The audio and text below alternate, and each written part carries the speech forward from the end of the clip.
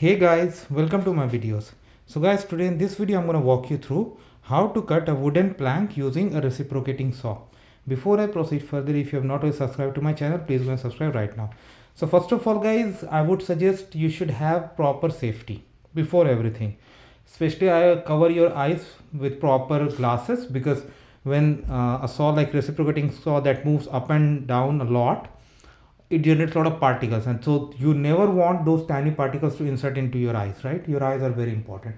So first make sure you have that, then gloves, and also protection in your legs, that also if something falls. Okay, now the key is to hold this plank very tightly. Right now this is not my workshop, instead my garage, so that's why I don't have clamps etc, but clamp it so that it is fixed at the place, because as I said, because it's gonna vibrate a lot. So if you don't have it fixed, and if it vibrates, there is high chance it's gonna just move away from the original trajectory you really want it to go for.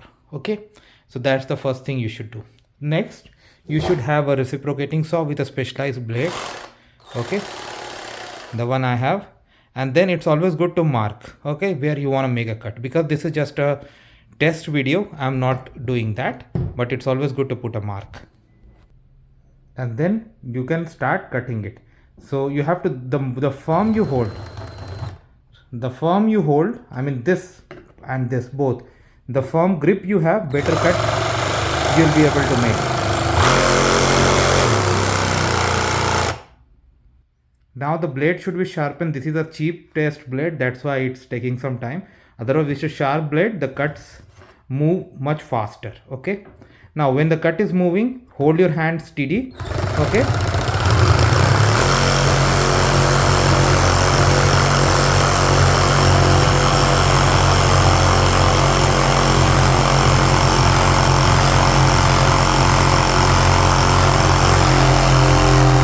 so as you can see, I'm almost there. Okay, so here is the piece. I finally managed to do the cut.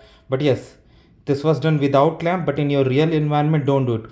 Use clamp so that it goes straight. For me it slightly moved, because as I said, I did not have any clamp, and that's how I was doing. But yeah, use clamps and protection. Thanks for watching this. Please subscribe to the channel. Thank you.